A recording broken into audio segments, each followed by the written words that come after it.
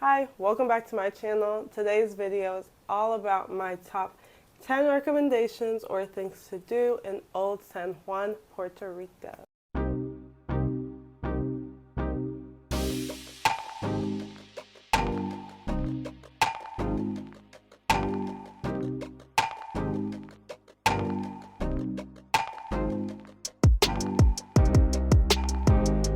Number 10, Museum Casablanca. This is number 10 because you're just walking through a nice museum that was once a home. It's a gorgeous museum for one, and there's a huge, beautiful garden outside. When we went, we were the only ones there, I think because it was so early in the morning. So I definitely think it's a hidden gem that would be a nice thing to get away and go off on the beaten path. Number 9, Fort San Cristobal. This is one of the two major touristy forts that are in San Juan, and I liked it. It was very pretty, the views were nice, but I prefer the other one. Number 8, Laguna Candado kayaking. So we went kayaking in the Candado Lagoon, which is right near the beach, so you can definitely make a day out of this. They also have paddle boarding as well, so it's just a nice way to get beautiful city views, but also you're in a lagoon, which was cool. It's also supposed to be very beautiful at night, but I thought it was just as gorgeous during the day. Number 7, Barachina. It is the place where pina coladas originated. So if you're definitely a tropical drink kind of person like me, this should be on your list. It's a restaurant as well, so if you're hungry, you could go there for food, or you could just go get you a nice bev. Number 6, explore Old San Juan. This city is known for how beautiful and colorful the buildings are. So literally just spend time walking around, seeing all the beautiful buildings and colors, taking pictures, and you'll definitely learn some history of the city along your journey. Number 5, La Perla. This is a must when you are in Old San Juan. Just make sure that you read up about the history before you go. It's a beautiful area along the coast, and there's also a big bowl, like skating bowl or pool bowl, whichever it is. There's also a beautiful house that is like a great representation of the Puerto Rican flag, and then a huge basketball court. Number 4, Castillo San Felipe del Moro. This is the other fort that I was talking about.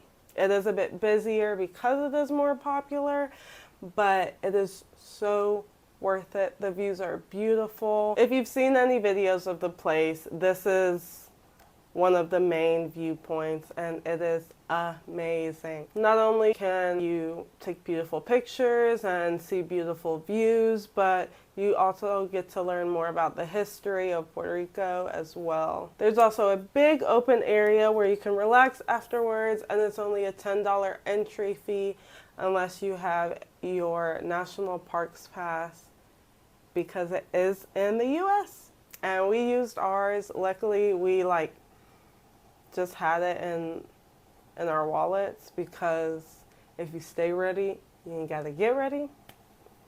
Number 3, Casa Bacardi. We went in an Uber to this area. You can also take a ferry, which was our initial attempt of transportation, but it was way too unreliable, so we just took an Uber instead. There's 2 different ways you could get there. It's very secluded, so you definitely don't try to walk. Basically, you go and learn more about Bacardi. There's different experiences and tours that you can do based on your price, but I did the general tour, and I think it was about $45. It comes with a cocktail once you get there, so that was nice.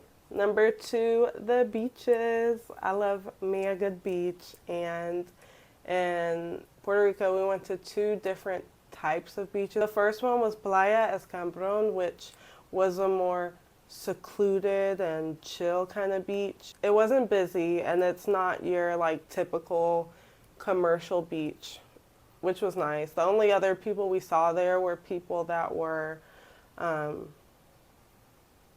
snorkeling a bit further out.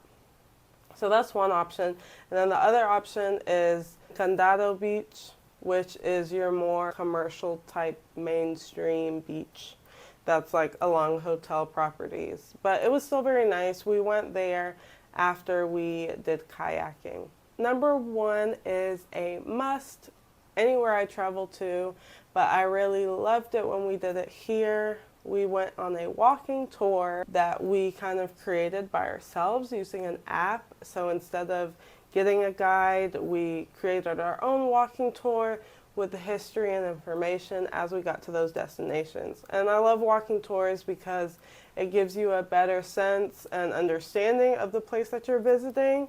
And it shows you all about the city and things that the locals know rather than just hitting all the touristy sites.